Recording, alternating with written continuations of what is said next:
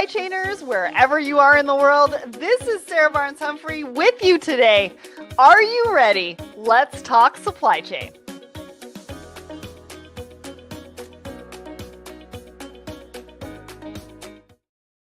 Hello, everybody, and welcome to Thoughts and Coffee. My name is Sarah Barnes-Humphrey. I'm the founder and host of Let's Talk Supply Chain, the Blended podcast, the founder of the Blended Pledge. And we've got a great show for you today because my trade bestie, Audrey Ross, is back in studio with me. And I've got some funny things from Facebook. We're going to be talking about TikTok Shop. We're going to be talking about maybe a new career like being an astronaut and so much more. But before we get to that, let's talk about what's happening at Let's Talk Supply Chain. All right. So we've got a brand new episode. It's episode 494. It's called The Digitization Dilemma, Overcoming Transformation Failures with Shipio. Now, this was a great conversation, and I love talking about how not every transformation is going to be perfect, and that you really need to decide where your risk is going to be within a transformation, how you're going to do it, what that looks like, and so much more. So go and check out that episode wherever you listen or watch the show. Let's Talk Supply Chain YouTube, Let's Talk Supply Chain on Spotify or Apple. And we'd actually love to hear your feedback on it. So share your thoughts on social. Next, so we are 1 week away from the launch of my new book. Now, you must be wondering what this has to do with supply chain.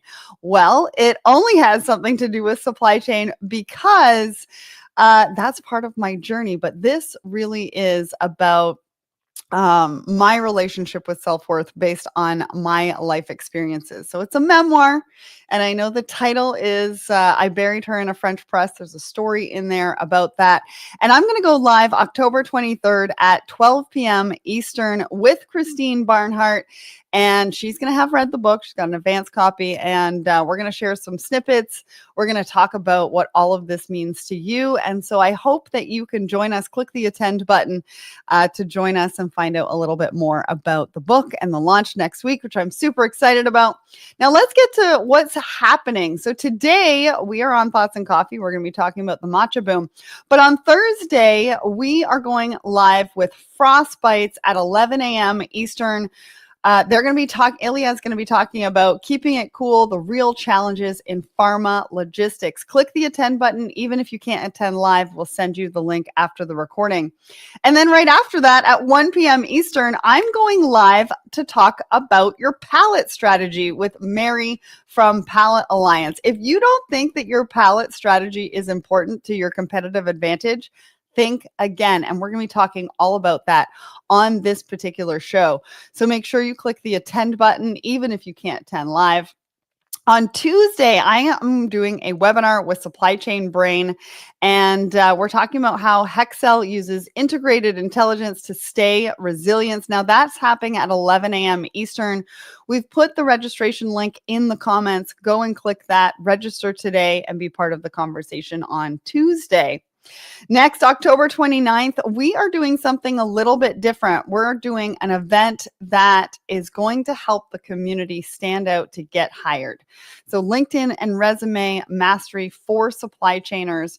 We're putting this together. We know there's a lot of people out there looking for jobs. We talked about ghost jobs or ghost postings last week, and we want to make sure that we can help you stand out to get hired. So we've put the link in the comments. Go and register for that. It's going to be a great one. Katie Date is leading that one. And then November 6th at 1 p.m. Eastern, we're going to be going live from Viz Now with Shipio. I'm going to be doing a whole bunch of interviews on site in Paris, and then we're going to be able to share that with you a little bit later on that day on the Let's Talk Supply Chain LinkedIn. November 18th through 20th, we're going to be at the Woman in Supply Chain Forum. Katie Date and I are doing a workshop on the morning of November 20th. So hope to see you there. And then Manifest, February 9th through 11th. That's happening in Las Vegas. And we've actually got an announcement coming up about that. So stay tuned. All right. What else is happening?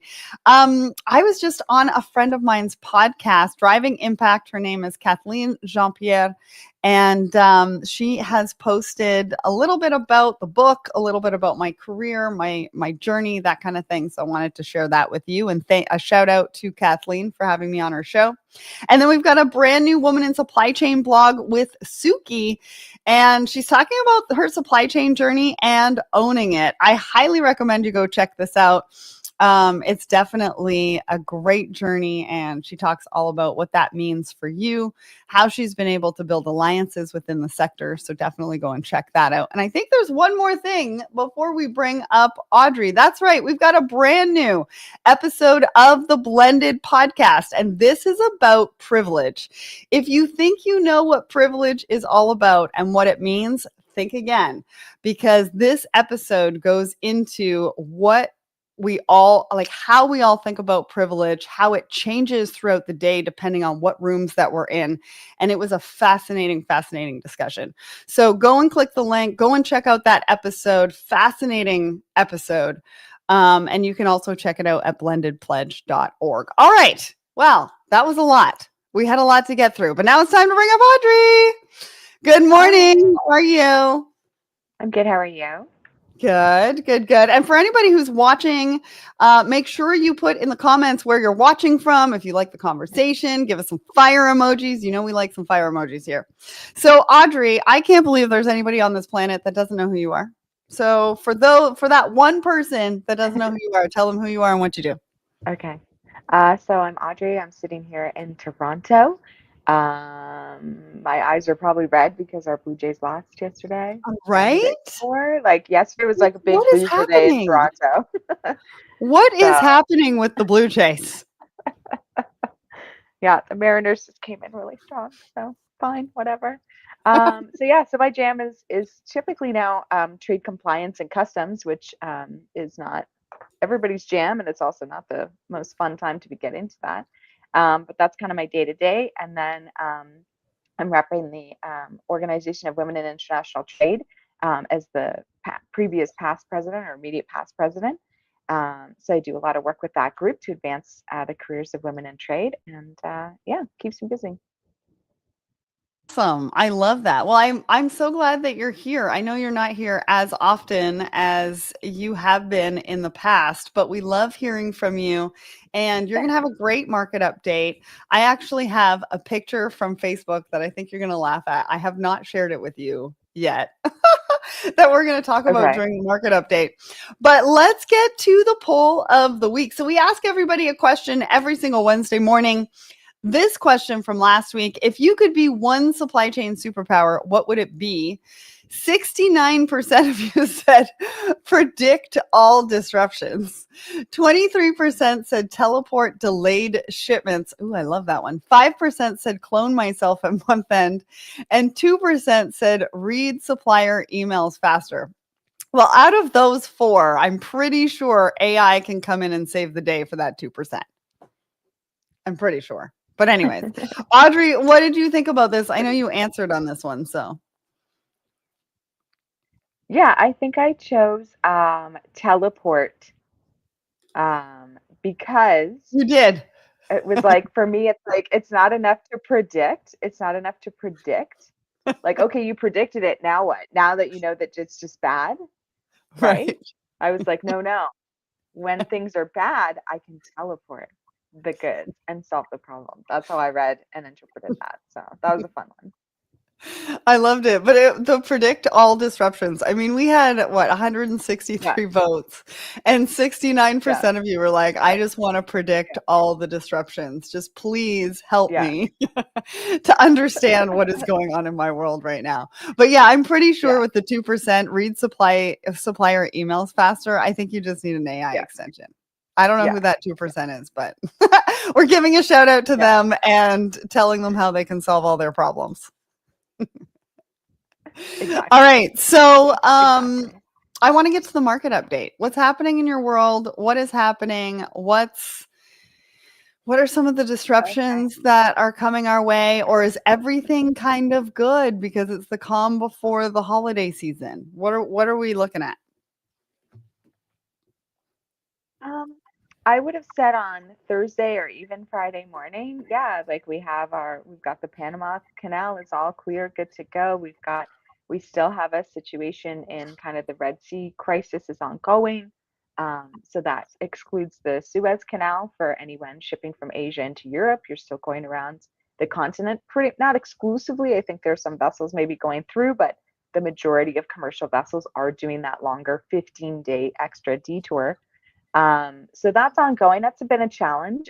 We had, due to some further aggression in the European region, we had the rail has now been blocked for Poland because Poland has closed some of their borders. So rail coming in from Asia, specifically from China, that's not happening anymore. So that's a bit of a challenge because you're kind of reduced to this sort of extended sea shipping time and these air lead times. We've had some labor disruptions in Rotterdam and Antwerp last week, Antwerp Zeebrugge in Belgium.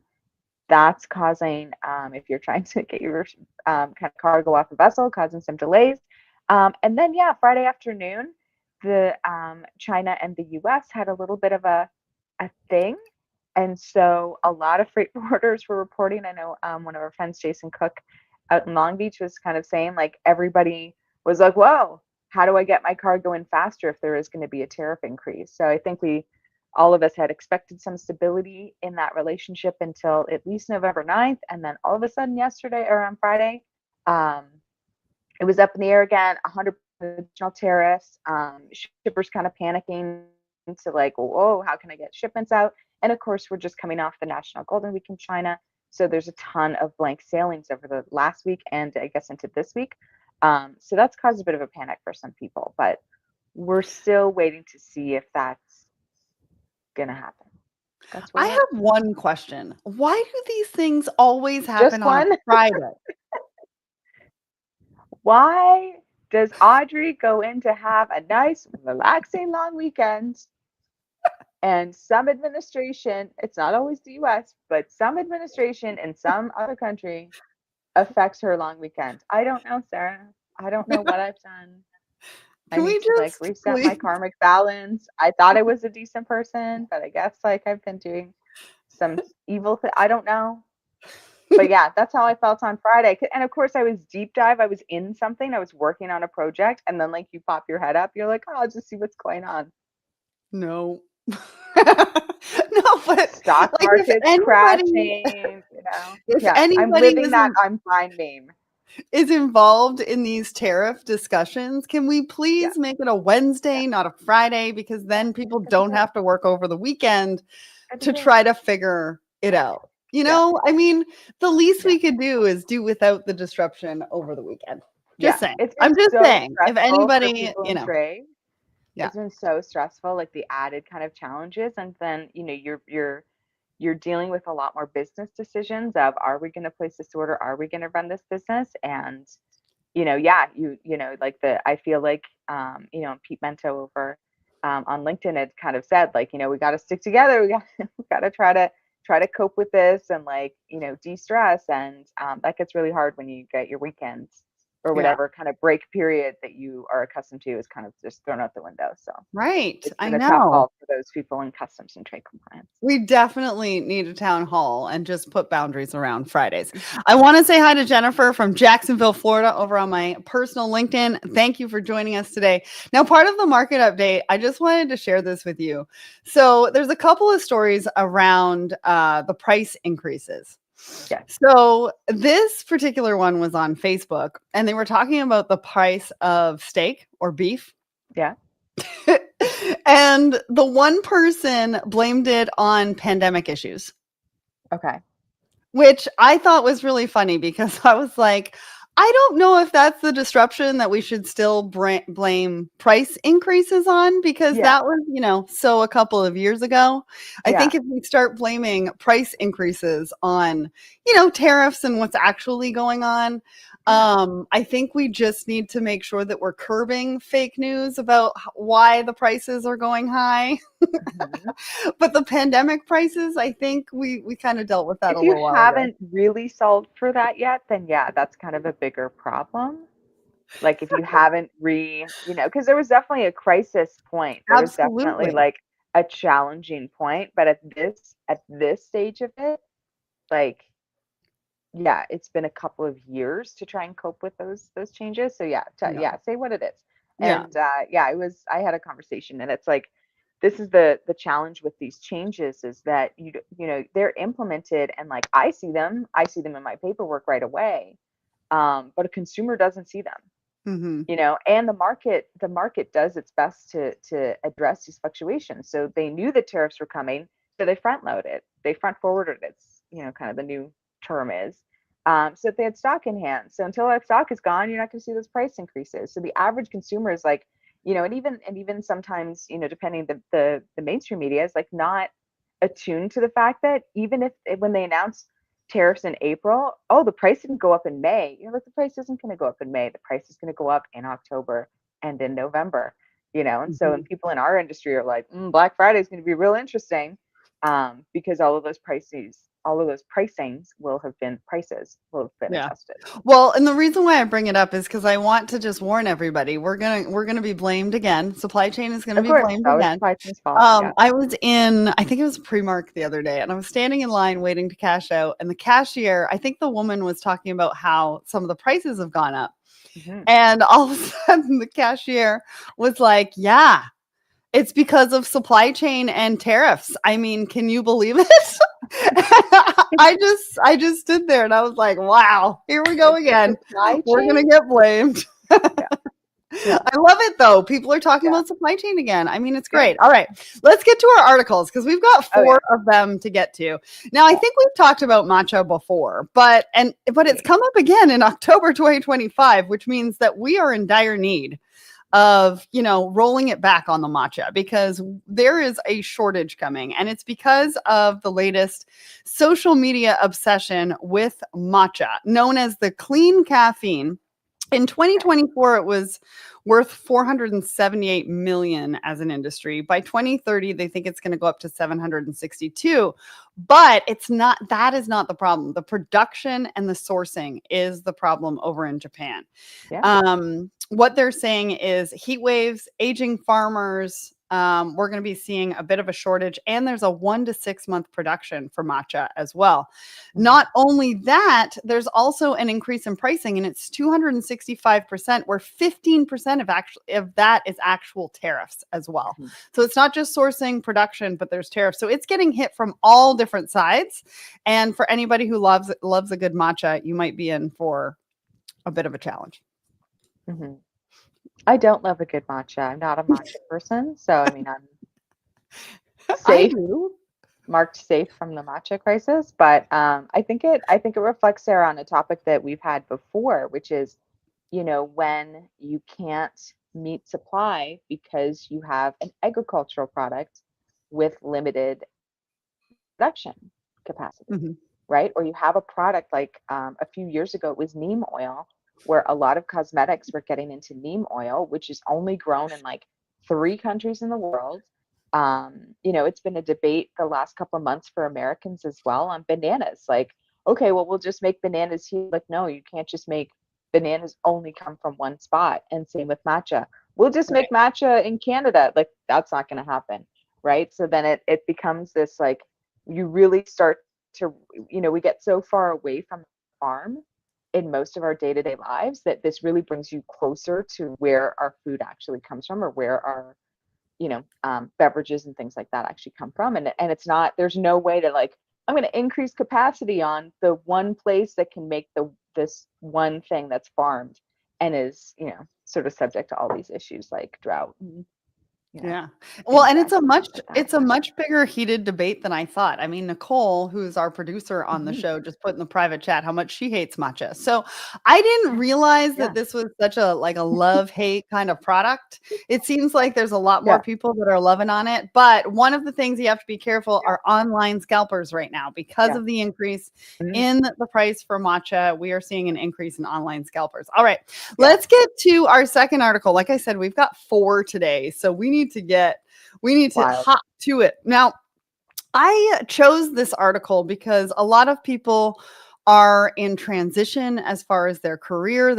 Some people are looking for jobs. We talked about ghost postings last week with Marina. And I wanted to bring this up because with the tariffs and what's happening within trade compliance and what Audrey does and what she's been talking about, it looks like DHL and FedEx are investing quite a bit of money to actually increase their teams of customs specialists and I think customer experience specialists as well, because you'll see in my next article, obviously companies are looking to change things up and they're looking to figure out how to bring their products in without the huge increase in tariffs. And there's a few ways that you can do that, but you need custom specialists on your side to be able to help you navigate through all of this. And so DHL and FedEx are really putting their money where their mouth is on this. What did you think about this? Because I thought this was pretty interesting.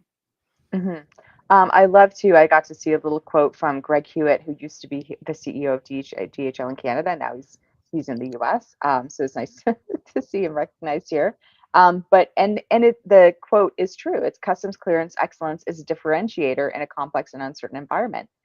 We know that the U.S. Customs CBP is doing a heck of a lot more scrutiny on every single shipment. We know that with the removal of the de minimis rule on August 27th, 29th, that every single shipment now has to be cleared. So like that level of expertise and level of advice as well. And customs doesn't use a layperson language typically, like those HS codes, like that book. That's complicated. The binding rulings, the cross rulings that you're supposed to reference as an importer, and the importer is held responsible for all of this. And typically customs departments don't care if you're an importer like me, who's servicing a large company or a mid to large company. They don't care that you're that or that you're a one person who just brought in like two things. They don't really differentiate. So the compliance burden is huge. And being able to have your broker translate and communicate to you what these changes are and how you need to adapt is absolutely crucial. And we've seen in the news this last week another courier company is having a huge challenge with getting shipments into the US. And so if you are going to be diverting to, your top three, the big three, or, the big five choices, then it's good to know that they're on this. But it's not, a skill set. I think most people are like, oh yes, I've trained to be a custom specialist. Like, where are you going to find 600 extra custom specialists? Right. Because that's what they're adding, right? They're adding 680 people. FedEx is investing $300 million in trade-related things, and that includes hiring more custom specialists. But I think the one thing to note too is that it is on the importer. So if there's any fines, it's on you as the importer. So your custom specialist can act as a consultant and it can give you the advice, but it's really up to you and you're the one that's going to pay the fine. So you've got to make sure that you're working with the right people and understanding what it is that you're doing. And that leads me into our next article. Now, this article comes with a bit of a warning. If anybody's played or seen Cards Against Humanity, you know that it can go off in different directions. And this particular article is a little bit the same. There's some swear words in it. I mean, let's just say that. But it's interesting because we're talking about customs specialists, and Cards Against Humanity, they actually went and did a ruling. So Cards Against Humanity is considered a game. And under the new tariffs, games are being hit with tariffs. I'm not entirely sure the percentage, but they're being hit with tariffs. Sorry? Mm-hmm. Do you know how much it is? If they have the 2018 tariffs, it could be up to 25%. And then then there's whatever cards and games are, which I think is zero under their HS code. And then it would be an additional 30 on top of that from 2025. So that's at least 55 minimum % on the game. Yeah. And if you think about margins, right? No company or retailer is going to be able to take a 55% increase without passing it along. So actually what they did was they changed the game. And they changed the cards to actually interpret the joke and give you some information behind the joke, which then turns it from a game into informational material. And they actually went to customs and they got a ruling on this. So that's like for everybody watching, all the supply chain professionals out there, this is why it's important to have custom specialists on your side, because if there's a way for you to change your product to be able to then avoid some of the tariffs and maybe even make your product that much better for consumers, you still have to go get a ruling because it's still in the gray area until you hear from customs specifically that says, no, you're right. You can import this product under this particular HS code. Yeah, What did you think about this? you've modified it sufficiently enough that it qualifies as something else, because that's a big challenge right now. And that's one of the things that they're enforcing is like, well, I've changed my manufacturing location, I've changed my product, and it's like, did you? And we're going to investigate this. We're going to investigate you. So the Right. safest way is to get one of those binding rulings, and you can file them online. I've just filed one myself for the first time this year. We've started filing them just to be sure. It just gives you that extra. You can refer to it, when you're in shipping and when there's maybe extra questions. But I think it's a really kind of ingenious move. Like, and they must have gotten really good advice from their kind of expert and consultant on it, and then just to be able to modify enough that it's, you still get the kind of fun of the game, but then you also are now getting a lot of informational facts and Yeah. historical facts that you might not have known about. So Well, and something to note too, if you are going to go for a ruling, you probably want to do it sooner rather than later, because they're not increasing the number of people who are going through the rulings, but the number of rulings that are going to be sent to them, because folks like Cards Against Humanity, Audrey, for your company, that are going to be submitting for it is yes, there's a actually going to increase. And so it's going to take some time to work through all of that. So just a note. I want to say hi to Alex. He goes back to the matcha. He doesn't like matcha either. So I'm the only one out of 4 so far that likes matcha this morning. Anyways, all right, let's get to our last article. Now, we all know how much Audrey loves space. When she was here recently, she went and did the tour. I think we talked about it on Thoughts and Coffee of it was NASA, right? It's NASA. I went to the Kennedy Space Center over just past Orlando. Which is Yeah. awesome. So now I've been to both. Now I've been to Houston, and I've been to Kennedy. So Well, and everybody is sort of talking about what's the next job? How do we upskill? Well, I wanted to bring this to your attention because the space economy is going to be 1.8 trillion by 2035, and being an astronaut is actually very much in demand, and they're going to need supply chain professionals who are also astronauts to be able to help with space logistics. So, what did you think about this? Are you going to go and do some training to be an astronaut? Because I think you should. Yes. Yeah, because I think too, it was very, and Chris Hadfield, a very well-known Canadian astronaut who just has a new book out, who's so nice. He's so lovely. He talks about that in one of his books, and if you're a supply chain person, it's worth a read, because it goes into the details of like NASA's structure, or like how they solve problems. So it was a fascinating read if you're like a problem solver. But it used to be very exclusive. Like Canadians couldn't be astronauts. Um, if you were going to be an astronaut, like Chris speaks, like he had to learn like 3 languages. He has to speak Russian. You have to have all these technical skills. You have to have all these flight hours. You have to be military, or you had to be a scientist. Like, so there were these very huge, for most people, the average person, there were a lot of restrictions, and for very good reason. It's a very dangerous activity. But yeah, now as we start to see the technology advance, huge leaps. Even just yesterday, SpaceX had a very successful launch of a rocket booster being able to return back. So being able to reuse the gear, it just is changing the game. So it's kind of the next frontier for sure. And they need, as in most things that humans endeavor, and they need kind of every type of person now. They're kind of getting to that stage where it's like you need a logistics person. I know that there is now a company that specifically does just space logistics, just the how do you move your kit up and down, not the people, not the what, just the kit, just like your gear, just your supplies, kind of up and down, and they're kind of getting ready for that. So yeah, I'm all in. I've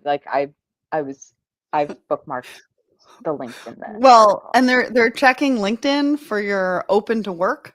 So if you want to be an astronaut, I highly recommend you change your LinkedIn to open to work. But anyways, so like I love there my day you have job. it. I love it, but also There you have it. The next evolution of supply chain is space. Go and take the course to be an astronaut because, we're behind you. Love it. Yeah. Anyways, that's it for us. We went a little bit over time. Thank you so much to everybody who joined us today. Audrey, it was so great to have you back on the show. And next week, I am breaking down all the myths around AI. What's truth? What's fake news? What's good? What's bad with Eric Johnson? Now, you're not going to want to miss that episode of Thoughts and Coffee because we are going to get into it. And I can't wait to see you. Anyways, have a great week, everybody. We'll see you next Tuesday.